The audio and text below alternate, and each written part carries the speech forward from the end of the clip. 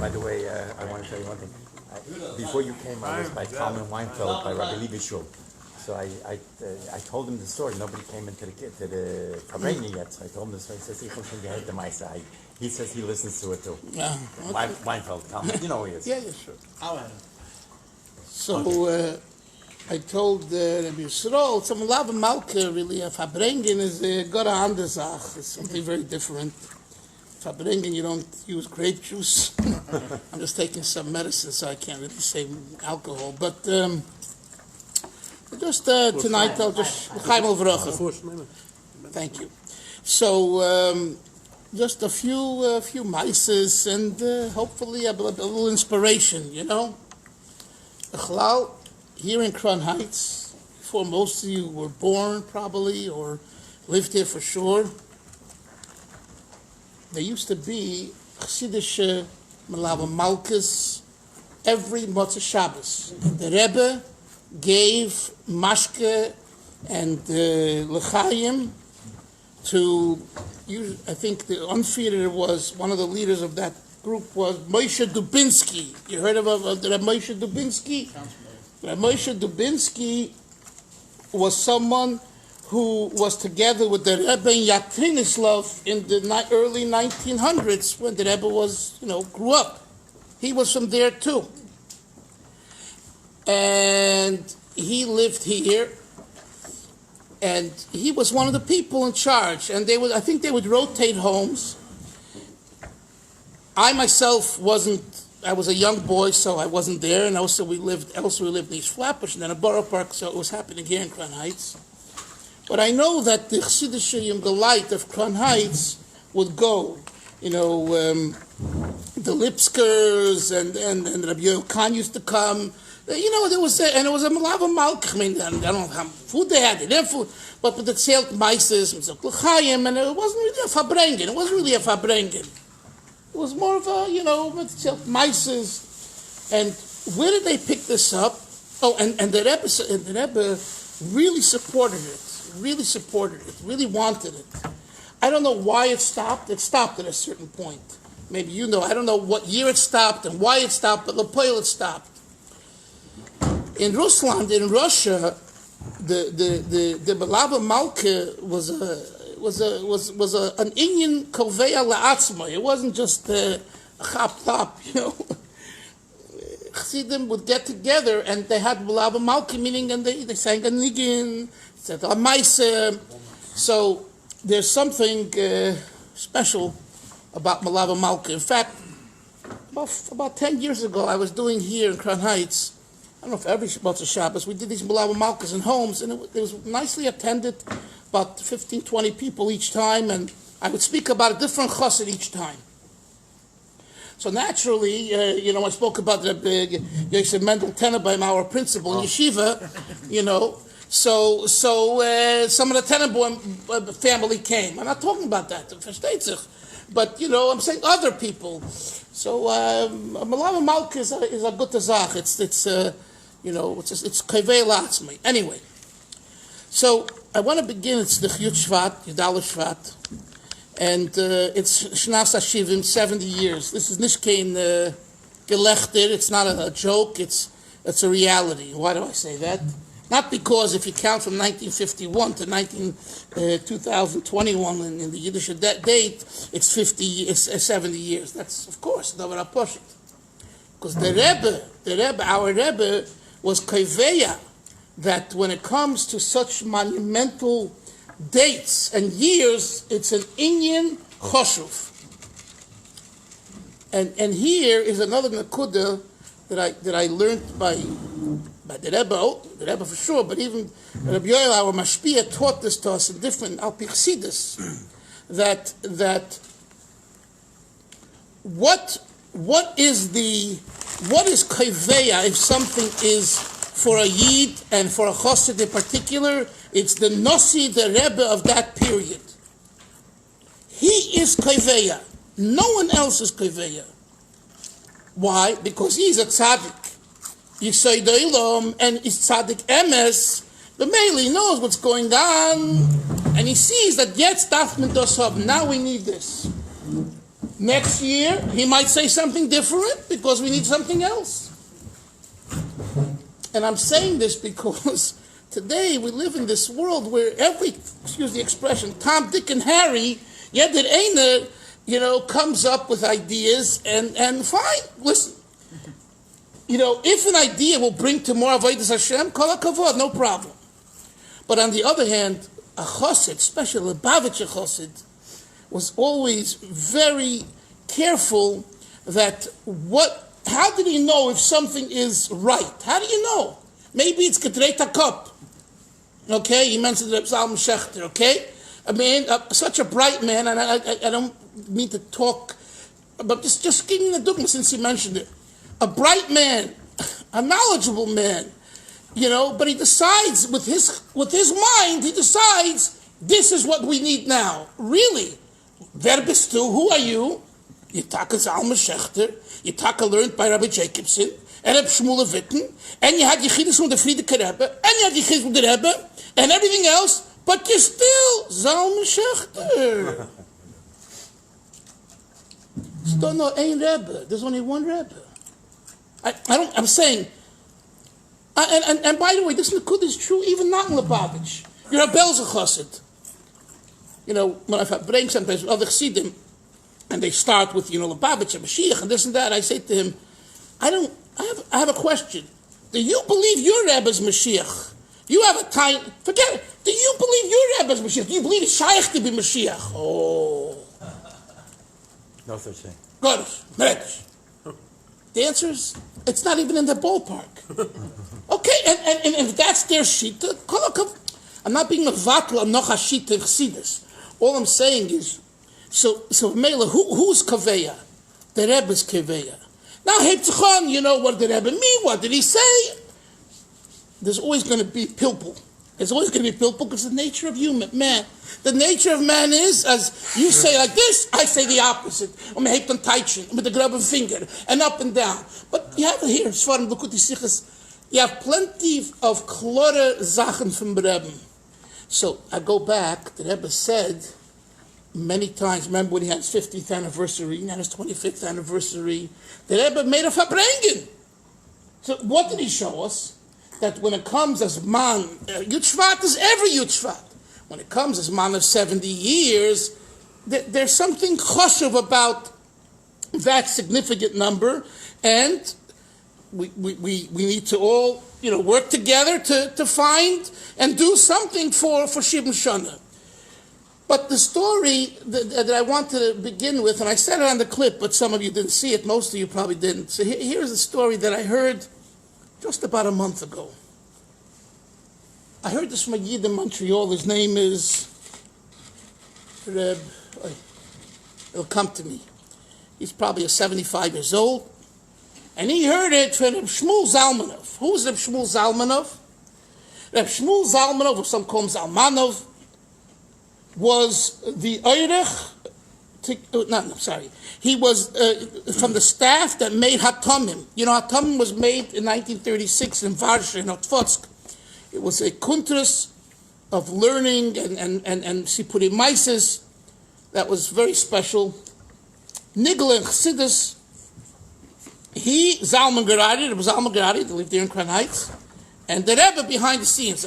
You don't see the Rebbe's name mentioned over there, But now in the new volume of Chelik 15 of the Friedrich Rebbe's Igros Kodesh, there's a letter there that shows clearly that the Friedrich Rebbe appointed the Rebbe to be the one really behind it.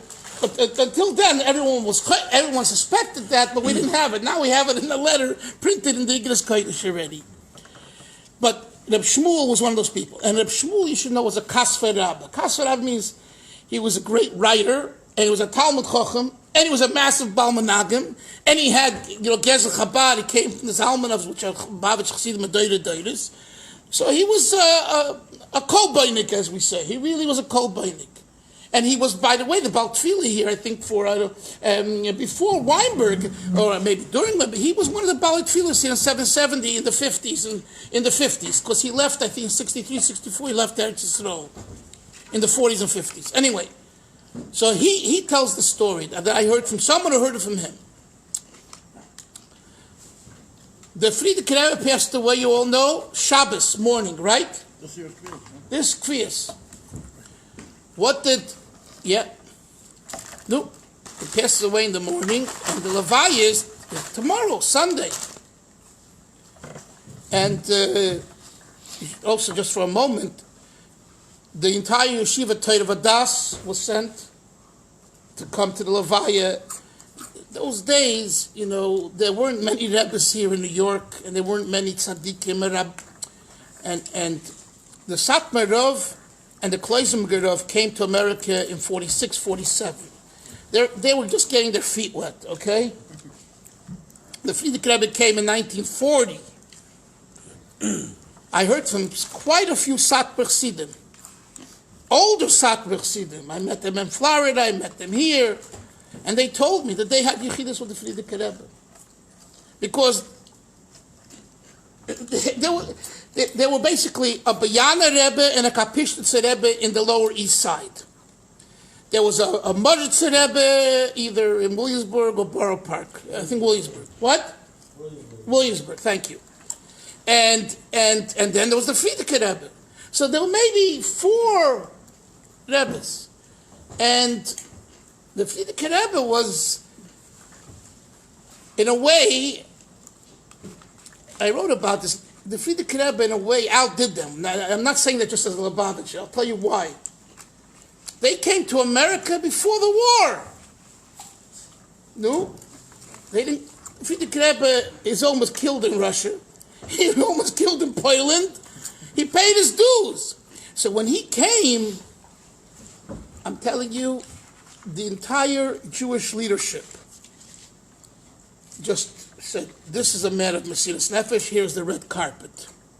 So Rabbi Eliezer Silver was Cincinnati and the head of Agudas Rabbonim, and very respected. And Batzola. And a massive Talmud Chacham. And a big Litvak. A massive Litvak. Whatever the Rebbe wants, he does for him. And he got the Rebbe certificates, the boys, I think from, the Yungalite from, the Bacharim from Shanghai, that's because of Eliezer Silver. So he mamish rolled up his sleeves, and he didn't have to. Believe me, he didn't have to. He could have given more to the literature, to Bnei Torah, you know? And he gave them. It's not that he didn't give them. But he gave the Rebbe, the Rebbe, and the Rashag was working with him together. And I heard this from different people, that the Mesiras Nefesh, no one can match that. In other words, you could be a Rebbe and a big tzaddik, but you come before the war. What dues did you pay? What did you pay? Bavai, show what you. The Frierdiker Rebbe had a good scorecard, you know, as you say in baseball. Had kept beweisen. The Mela, everyone, until the 40s, the Baron Kotler, another parsha, another book, another parsha, to understand that. And even that's not simple. It's not the way we heard in yeshiva here in Crown Heights. Is he really Lubavitch? I don't want to, please. Yeah, No interruptions. Not interruptions. That's another discussion. I just don't hop me in every word because we won't get anywhere. Anyway, so what do I want to say? So the Rebbe, the Frierdiker Rebbe, was visited by these Hungarians, these Satmar, these Kloisenberger, these Belzer, these Bolivar. Just tell you a story within a story. The Bolivar Rub, when he came to America in 47 or so, he was a shattered person. He lost his entire family in the Muhammad. He mamish was, except what? Yeah, okay, fine. So he was sedition. He was gefährlich, shattered, and he wanted to go to Eretz Yisrael. He went into Yechidus, and this was told by his son Rebbe Tzion, today's Rebbe, one of the Rebbes. He said this over at Shiva. Michal Zelikson was there with Mendel Shagalov and Rabbi Braun, I think. Three Lubavitches went, maybe others went at other times. To Menachem Ovel, Rebbe Tzion Halberstam in Borough Park, the son and the second wife. And he told over the pratim of what his father told him that happened with the Frierdiker Rebbe in 1947. What happened? He comes in, and basically, you know, he says, you know, he wants to go to Eretz Yisrael. And the Rebbe, the Frierdiker Rebbe, you know, I had problems speaking, you know. yeah, he had that mess and stroke. He wasn't, you know, and would speak like that, right? So he said it was like he basically said, "Bleib da," like stay here. And the Rebbe went, oh. In other words, you resign grace, you'll become big. 1947. Wait. Then, and this the Bower I heard from Gotcha Rabbi Kalman Weinfeld, so maybe you heard of him too. And I was blown away, and I had to check it out to see if it's true. And the Bower in Borough Park are going crazy. Some believe it, some don't believe it. And the story is, in 1952, okay, so he went to see the Frierdiker Rebbe in 47. Now, 5 years later, there was a Yid in Borough Park who used to come to Rebbe's Farbringens, Rabbi Tzaddik Sheingarten. Those that remember, he used to sit behind the Rebbe with a hat up. He's a son, the one on Jesus is a son of his. He himself was a Galicianer or a Vienna. Anyway, he had a shul in his house in the basement, across above a shul, across the big Bava basement. The kids are like this. Listen to this. Reb Tzaddik is waiting to go into the Rebbe for Yechidus in 1952. Okay? He's waiting upstairs, and he hears profuse crying coming out of the Rebbe's room. Someone is crying, and he can hear it. The door opens up, and he sees Reb Shlomo Halberstam, the Baba Rebbe, walk out. And as he walks out, he hears the Rebbe saying to him as he's going out, I don't remember the exact language, but the Nakuda is, Gedenkt, I think he said Gedenkt, remember,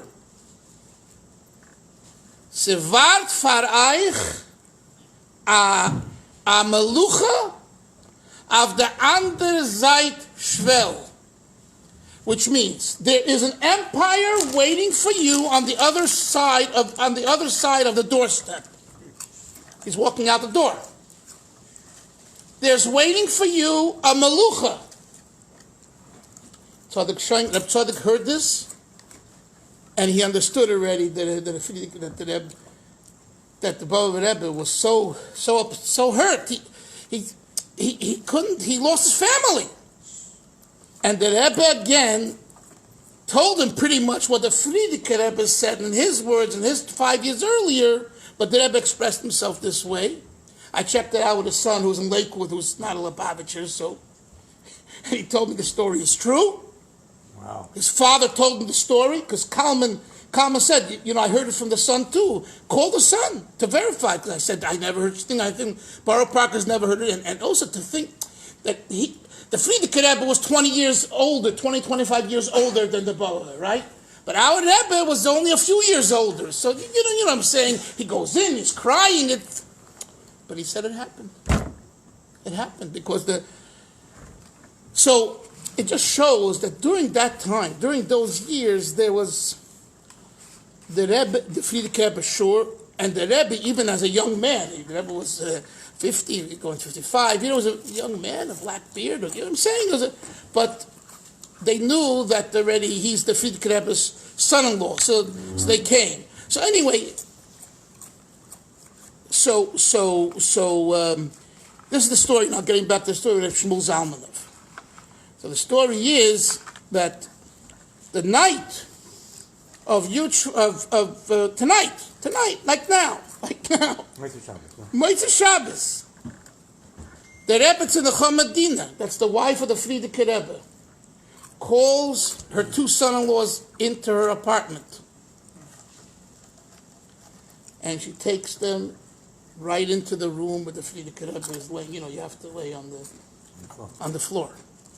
In the library, I think you mentioned, no? I mentioned the Yechidus room, but the truth is I don't know, but I would imagine. But maybe he told me. I don't think he told me. Whatever. Anyway. And she calls them both in. And she says to them, I want you to promise my husband, again, the words, I'm saying, the teichen. I want you to give your word that you will live b'shalom. That was tonight. 71 years ago. And this was told to me by this Lubavitcher. Who's this guy? His son is a principal of one of the Lubavitcher schools here for the girls. Chayabushka something. Plotkin. Montreal, Rabbi Plotkin. He heard of it from Shmuel Zalmanov. He was very close to the Shmuel Zalmanov. He was close to Yossel Zalmanov. Whether Shmuel was in the room, I don't know, but Shmuel Tal's gewusst. Shmuel he was very tight. He was like a Ben Bayis. How do we know that? How does he know that story? I'm wondering, just how does he know that story? Yossel Zalmanov's father. He passed away a few weeks ago. Yes, not a few weeks ago, but a few months ago, yeah. Yeah. Unfortunately, the man had a tremendous amount, and we don't know about it because he was breakers. It's like not Maisa, but he went to the grave with a lot of yediyas. Yeah, a lot of zechraynis. Anyway. Also, then the letter that you have the Chamadina and the Rebbe and the Rashag, that could mean what you're saying. It's a whole different story. Meaning it supports what I'm saying. Right, but it's instead of looking at it as like putting down the Rebbe, it's more of like the Shalom part. Well, okay, so since you mentioned it, it seems from those letters and from the story that I'm telling you and Bechlau, that from her perspective, for that time, 1950, we're just going to let it ride, I'm the Rebbetzin, and she considers herself a Rebbetzin, and she's like on top of the stage, right? And then underneath are, listen, think about the library. It was another 21 years. I know, but think about the library. For 35, and the Rebbe said this when he spoke in 1985 about the Sfarim. 35 years, it's writing. Let me ask you a question. I hope you gave this some thought. 35 years. What, they didn't have a disagreement about the library for 35 years? And the answer is, they had a disagreement and they just said, let it roll. Let it roll. And the same thing is over here. Rebbe Tzedakah in her mind is, she said clearly, some institutions will give to you, and some institutions will give to you. Problem is that most Chassidim didn't want that and chose a Rebbe, so that's where it became an issue. But when she brought them in, now I'm paraphrasing and interpreting, that I think when she brought them in, it was genuine. It was genuine as far as, listen, b'daf leben b'sholem, we need peace here. And she probably knew that her daughter Chana and Berke, they were already Burchevin. You know what I'm saying? They were already, you know what I mean? So she says, listen, if you two will live b'sholem, we could work it out. This is, again, my interpretation, right or wrong. The bottom line is, this is the Maisa. And I think what we learn from such a story is a Davar HaPoshut, that Nesias, Chabad, Lubavitch requires Avas Yisrael, Mezoleben B'Sholem.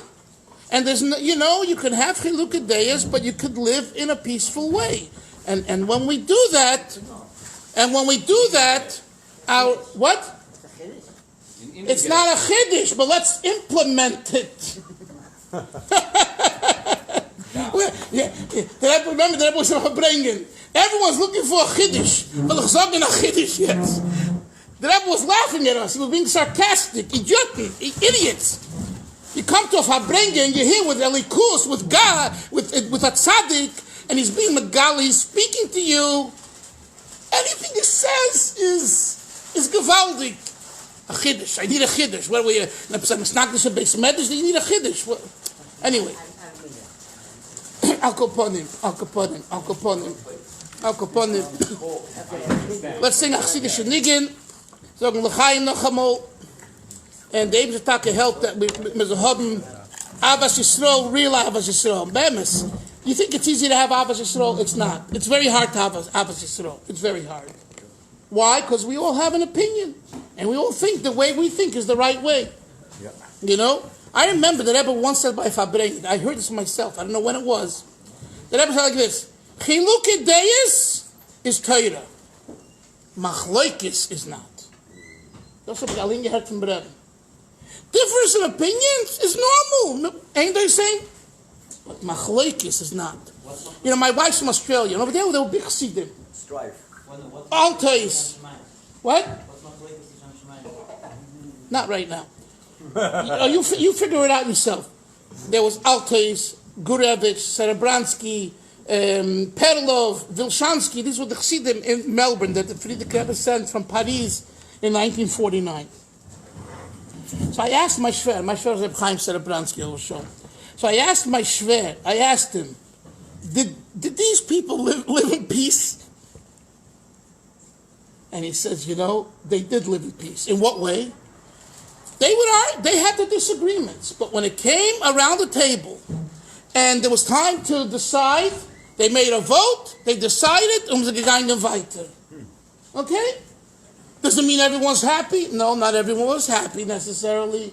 Aber, hi Shaya, come sit down by the table. It's my grandson. I'm Menachem Mendel. So, B'meila, Avas Yisrael is something, we talk about, I don't want to go into this right now, and I'm not those that talk about the fallout and all these Nigunim.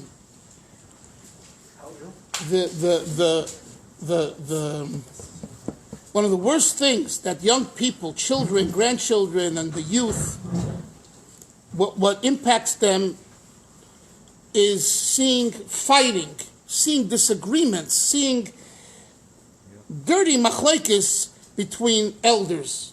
And that's detrimental. And they don't want to have any part of it. And they say, die. Genug, gay. And they laugh at both of them. And at the end, they laugh at all of them. This side and that side. What did you accomplish? So isn't it better to, we could disagree, and then we all come to some resolution and make it weiter. You know? And I'm saying that's what the Rebbe, with the Chamadina. Chamadina knew that. And it's not that Rebbe wasn't a fighter, you know, not in that sense, you know. But she knew that the Rebbe and her others and the Rashag, they had the disagreements. Oh, but Avol became. We'll give him the yeshiva. We'll give him this. America's right. The Frierdiker Rebbe did it, right? What did Frierdiker Rebbe do? Frierdiker Rebbe was very smart. He took the Rebbe and he said, your position is Merkez Yonachinuch, Machni Yisrael, Kahos, V'chuli. The Rashag, you're in charge of the yeshivas. And by the way, he had 14 yeshivas under him here in America. Your father probably went to one of, you know, they went, no, I'm talking about the New Haven and Bridgeport and Rochester and Philadelphia. All those guys in the 40s went out a little bit here, a little bit there. They went from one place to another place. Yisrael Gordon, the Posners, I mean, you know, everyone was mixed up. The Fogelman was... So what's the Nakuda? So the Frierdiker Rebbe saw that he needs to give his two son-in-laws positions of prominence so that, you know, we don't like thinking about this. He had 3 daughters. One of them, Nebuch, was killed by the Nazis, Treblinka. So he left with 2 daughters. And you think he didn't see what's going to be, you know? And he didn't want to take a position to say, this one should be the Rebbe and this one should not. For whatever reason. To me, it's 100% sure he was a calculated move that he did not. Because it was crystal clear. And I heard this from, let's say, Rabbi Fegelstock, Rabbi Herschel passed away just now, right? He told me, Herschel Fegelstock told me, that if Shmuel Levittin was Ki'ilu, their mashpia, he used to come from New York to Montreal to the yeshiva, and they became very close to Reb Shmuel. So he was very close to Reb Shmuel. So Reb Shmuel, he told them, the Chevra, the Bocher in Montreal in the 40s, when they had Shilas in Hadrach and Avoid and all that, and in life, Fred the Ramash. Why didn't he say Fred the Rashag, who's older? Because it was crystal clear. Vera Shayach giving an Eitzah for Avodas Hashem and Hadracha B'chayim on a Ruchtis level, and you see, Taka,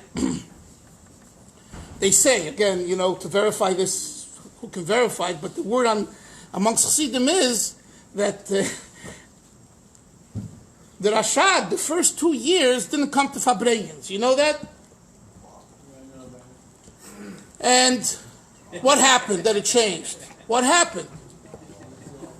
You know what happened? There was a Yid called Reb Shimon Kalish, a.k.a. the Amshinover Rebbe, who was very close to the Frierdiker Rebbe, and he came here to America as well. And he heard that the 2 brother-in-laws are not getting along, and there's a situation over here. So he decided, this Label Groner told over, and Label was there. He wasn't in the room, but he came to 770 unannounced. One day, I think in 1953, Tufshin Yud Gimel, and he went up to the Frierdiker Rebbe, and he says, I'm Shnover Rebbe, no one's going to stop him, you know? Whatever. Huh? Frierdiker Rebbe's house. He went upstairs, not the Frierdiker Rebbe, sorry. He went up to the apartment, to the Rashag, thank you, yeah, 53, of course. And he said, we got to make peace here. And he says, I'm not leaving until I get a heskim from you, and I'm going into the Rebbe's room downstairs. I'm going to tell him the same thing, and I'm going to bring you guys together.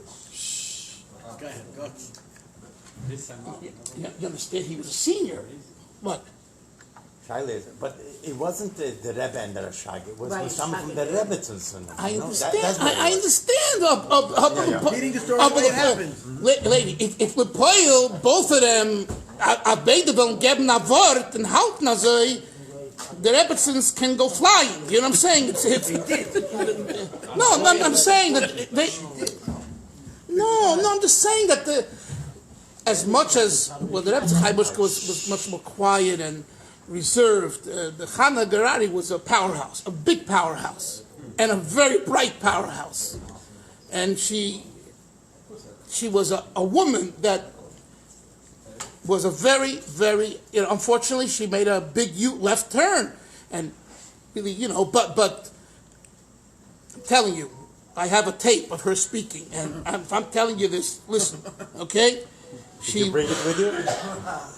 You will not get it from me. Anyway, so, Where does he live? so, where do I live in Borough Park? Ramash. Oh, you want to steal it? I'll send it to my son in Florida. Anyway, the Nakuda is that We have guns in Florida. yeah. So Bekitzer, so Reb Shimon Amshinover, Reb Label says that night, and then the next Shabbos or so, Rabbi Gerari, Rashag, came to the Fabrik. Wow. That's the Maisa that Reb Label Groner tells over. So the Frierdiker Rebbe in the 40s saw what's going to. Okay. Yeah, you know what? I said that, but that's not the way it's perceived. Hello, that's not the way it's perceived. That's the way you understand it, and I understand it. But go ask someone on the outside; they'll tell you that it takes two to tangle, right? So you have to, when you talk, you have to know the way it's perceived. You didn't say what was in the recording. I said what's in the recording. She talks about her Zayda, the Rashag, with such intelligence, and she says, she was a very intelligent Chassidish lady that knew about Lubavitch. She talks about Rabbi Yaakov Motel Paltover, the Paltover Rav, like he's sitting right here next to you. She talks about Rafalovich, Yitzchak Rafalovich, the Rav of Kremet Shuk, like he's sitting here. She knew these people. She saw these people. She was 20 years old. The person who interviews her says to her, how did you know? She says, ich bin gewesen 20 Jahre alt. Was heißt? She was 20 years old when the Rashag passed away. So I'm just saying that, but the Rebbe, so comes Yud Shevat. Let's go back. It comes Yud Shevat. Rabbi, before she was married, she was helping the Frierdiker Rebbe a lot? Yes. Well, not only before, even after. In fact, I just heard just the other day a story. Oh, this from Zalman. Zalman Schechter says it over. I don't know. I heard it from Zalman. It's a gewaltige Sache if it's true. That's her. No, it could be true. Listen to it. He says that Chana was once helping the Frierdiker Rebbe with his tefillin, fix his tefillin, and that's true. I mean, we know the Frierdiker Rebbe was in a wheelchair. It was very difficult as the years went on. So she helped him, laying the tefillin in the back, the kesher and all that. It seems like then he wanted to see if the tefillin were beinei necha. So she gave him a little mirror or something, or look in the mirror. And he looked in the mirror, and Zalman says, oh, das bin ich, a davener. Now Zalman had this whole thing about davening, so again, but he says that the Rebbe said, the Frierdiker Rebbe said, oh, das bin ich. English. This is who I am. I heard that from Abba Palki also. Slightly different, but... okay, so, no, okay. No. From Abba. But Zalman says it from the 40s, you understand? Not that he was in the room. But whatever. That's why I say it's definitely shaykh to be true. So now I was answering your thing about she helped her father a lot, no question about it. You know what I'm saying? Sons, so What? he didn't have sons, so she was always around. Well, they lived. The Rebbe and the Rebbetzin lived on President Street and New York, in the building over there, and then in his own house. But the Rashag and his wife and Chana Gerai, they lived upstairs. But anyway, it's Yud Shevat and it's Yud Shevat. It's about our Rebbe. I'm just giving you a little history to bring out this Nekuda that Abbas Yisrael was, and why do you think that the Basi Legani that the Rebbe said in 1951? Here's another thing to think about. What is the message of that Basi Legani? The first mimer that everyone kocht sich in. There's a tape of it. What's the nekuda? Abbas Yisrael. So we touch it. I think there's some also historical significance in that mimer being all about Abbas Yisrael, because that was needed in 1951. We needed a lot of Abbas Yisrael.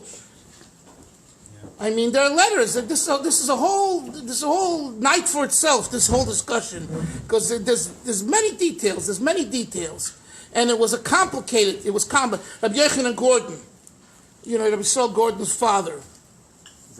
He was Gabi in 770. And he came running to the Rebbe, because the Rebbe, Nechamadin, I think, cursed him. Cursed Yochanan Gordon. For Yamoid? For what? For the Yamoid, calling up the Rebbe, we're giving the prominence to the Rebbe, not the Rashag. Not if he would have done it for the Rashag also, he would have, for making one better than the other. No. Was it Chamadinic? I think, yeah, I think not Chana, Chamadina. And the Rebbe said a famous word, that was the Kpede von an alte Weib, is a broche. Wow. It's an old saying. Yeah. You see in all the old pictures with the Frierdiker Rebbe, the Rashag is always with him. Poland, Russia. Well, the Rashag was a statesman, and he was an activist, and that was his kav. And the Rebbe was, the intellectual learner, and the one who put, it's a different. Besides, he wasn't really there. But he didn't live there. He wasn't there at that time. Except for a wedding, it was very school. But here in America, the Rebbe's really always with him as much as pictures. Right. That is true. The Rashag, besides the few years that he went there to Yisrael, which came out last week again in a letter in 35, because he was thinking of making a move and settling. Yeah. What year was that? 35. Chabad movement in Israel? 1935. What? He was going to open a Chabad movement in Israel? No, business. He was going with the business with his cousins. Did Rashag was going to go into business? Yes. Barry Wait, says with the that about Gararis? the Rebbe. Yes. Barry says Oh, by the that way, about L'chaim the Rabba, Rebbe too. I'm going to tell you something. I didn't You're know talking about about that. I thought he Hannah was over before. there Kodesh. Barry said this about the Rashag and the Rebbe being a partnership Partnership in in his business? on the video, like from. Yeah, on the Holocaust video. The Shoah movement. Says that about them that they were together. It Not did- that the Rebbe going there, but. Was it the Rebbe was in business with the Rashag in Eretz Yisrael? That the Rashag was going to get the Rebbe. Oh, right. No. I think I know what you're saying. The Rashag wanted, this is the story the way I heard it, could be it's wrong. The Rashag wanted that Rebbe should invest with him in his business. Yeah, And you know what the Rebbe said? No. Really? Never Wow. had money for that that. Barry. He had money. He probably had it. Him and his wife. I mean, they look, how much money they have? What? He worked. That's, yeah. 35? That's the question. It's the 30s, the 40s. What were you saying, Levi? You were saying before about Hannah. Yeah. When we were little kids, Yeah. there was a Fabrengen, let's say it was, I think, Sukkot. Yeah. And that was Fabrengen downstairs, and the kids were running around and taking off the schach from 70 on the sides, if you recall. Yeah. And we, as little kids, were playing with the elevator. Okay. We went up to the On guy's Sukkot. apartment. Okay. She stopped us. I don't think people say maybe it was Rebbetzin. Some people say it was Hannah. She took our names down and says, next time you come up here, I'm going to call your parents or call the cops, whatever. Yes. Huh? Okay, let's sing a Chassidish Niggun. Huh? I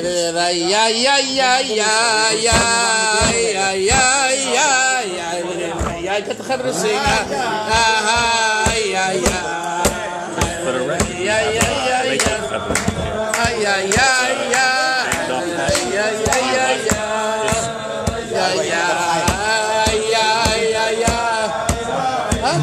You were mentioned before about Rabbi Tenenbaum. What was his nickname? I know, but I forgot. The kid. Yeah. He's done so. We dropped out of English.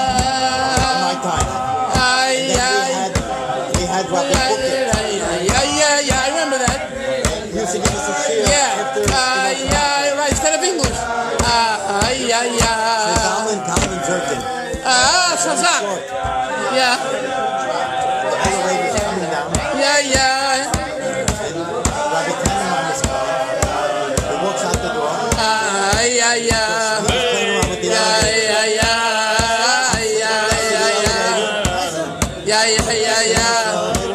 And er sagt zu mir, Rabbi Tannenbaum sagt zu mir, kick wie die kleine Michael.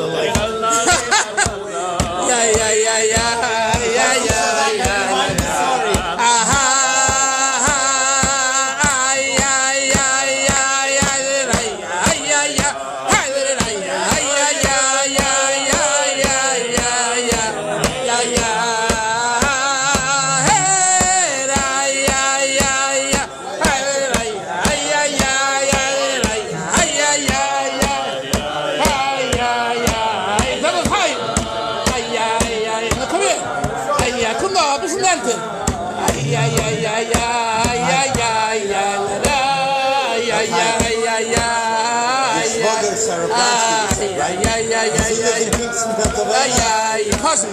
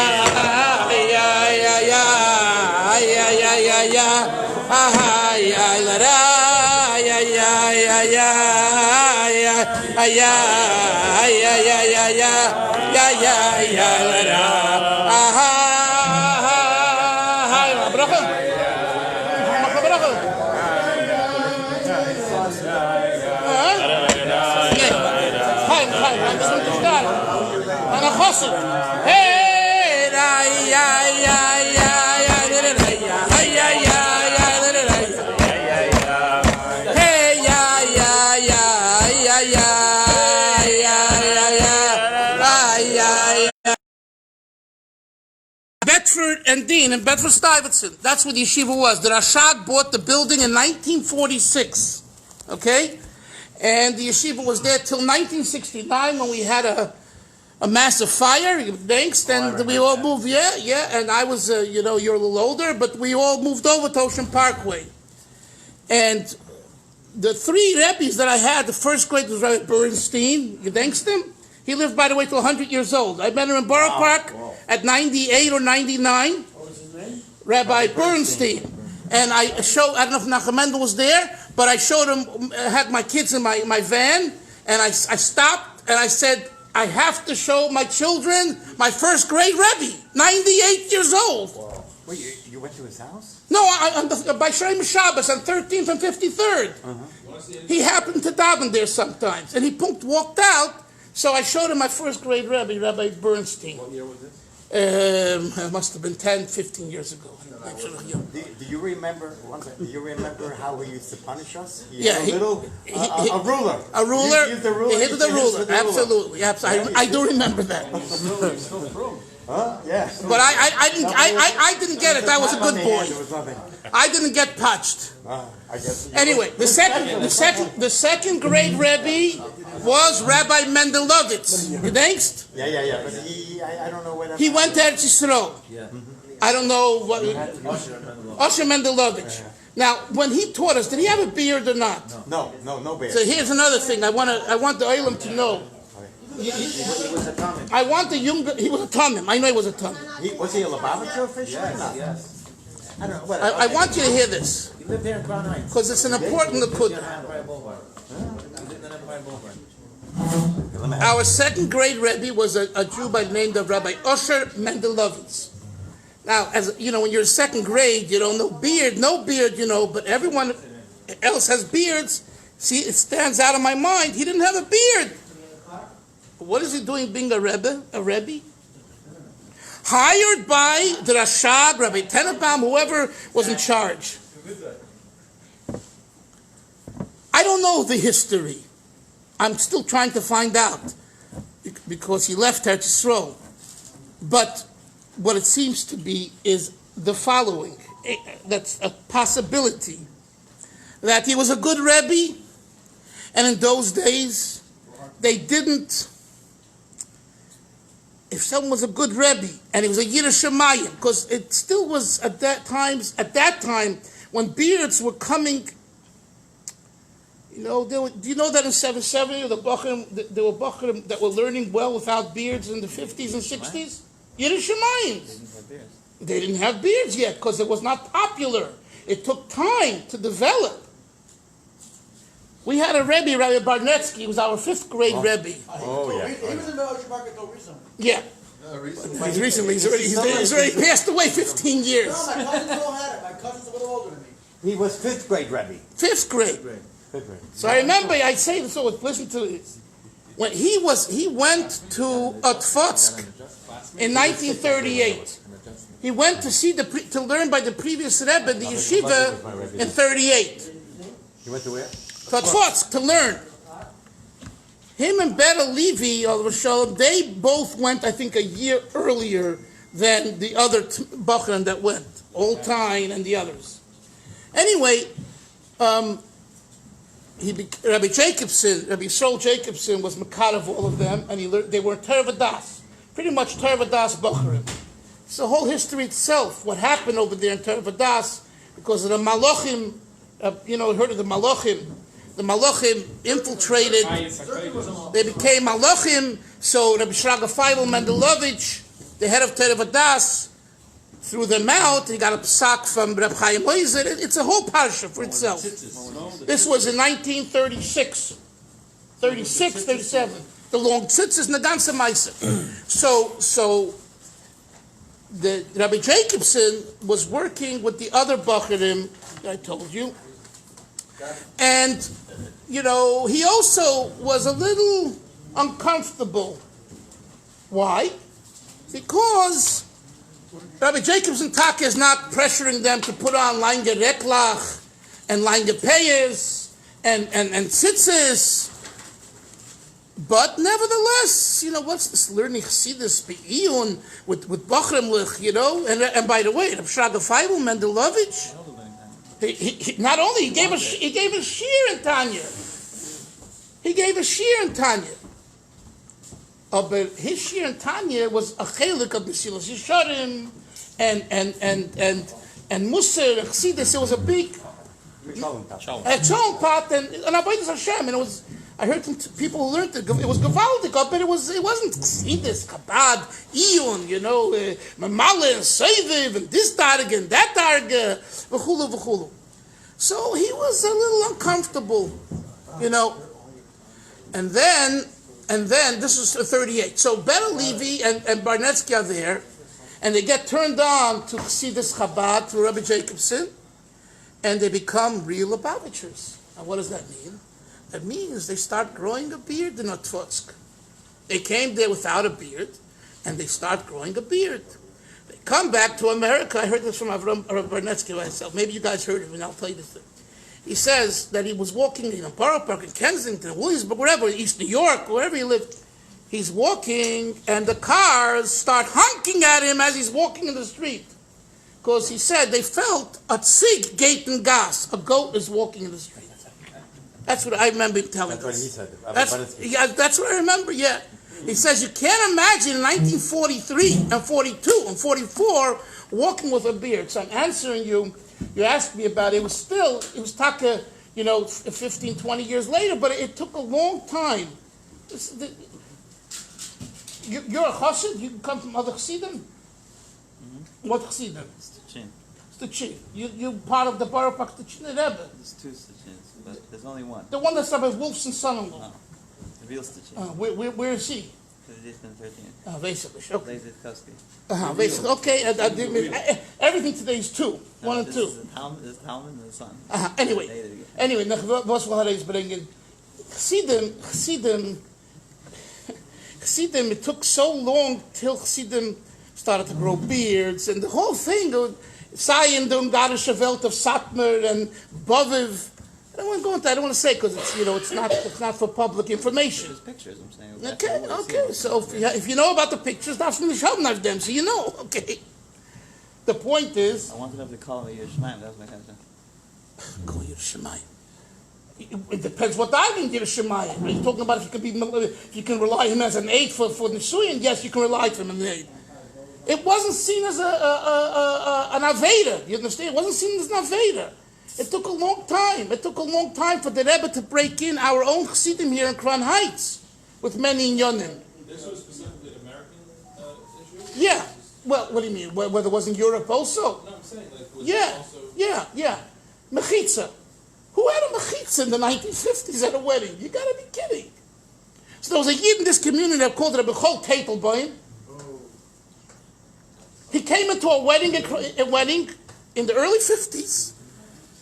You heard the story? I'm going to say it in a clean way.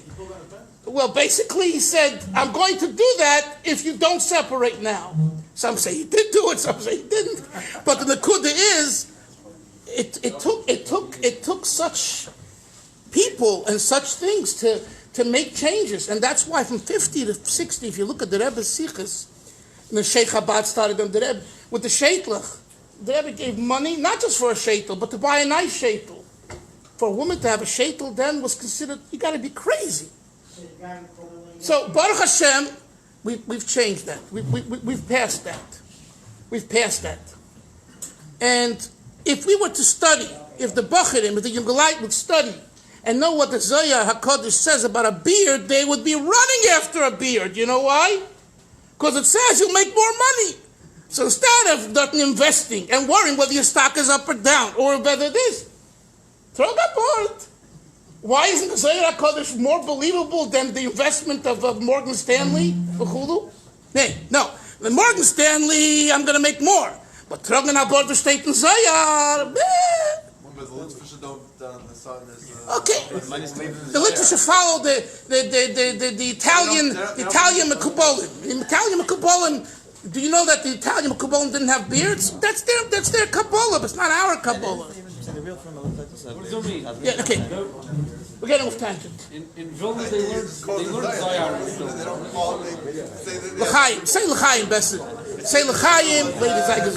Say L'chaim. You want to talk about the third grade Rebbe? I want to have, and the third grade Rebbe was his father, Rabbi Avram Weingarten, and these three Rebbes, first, second, third grade, have weggestellt thousands of Yiddish children and Lubavitchers in Betfred. And in a way, those years, Mendel, did you learn Betfred? Yes. Oh, really? So, but because you're younger. Yeah. So, you know, You held to the. he said that Bernstein used the thing to patch and to the ruler. Not going into not right, and the Ramal over Shalom his patch. I'm not going to go into it now. It's another discussion. You remember this? I remember it all. I remember it all. And I'm not saying that's the way it should be. I'm not saying that. But what I'm saying is, let's focus on these Yidden and the way I remember how your father taught us. I remember these things, and it left a ration.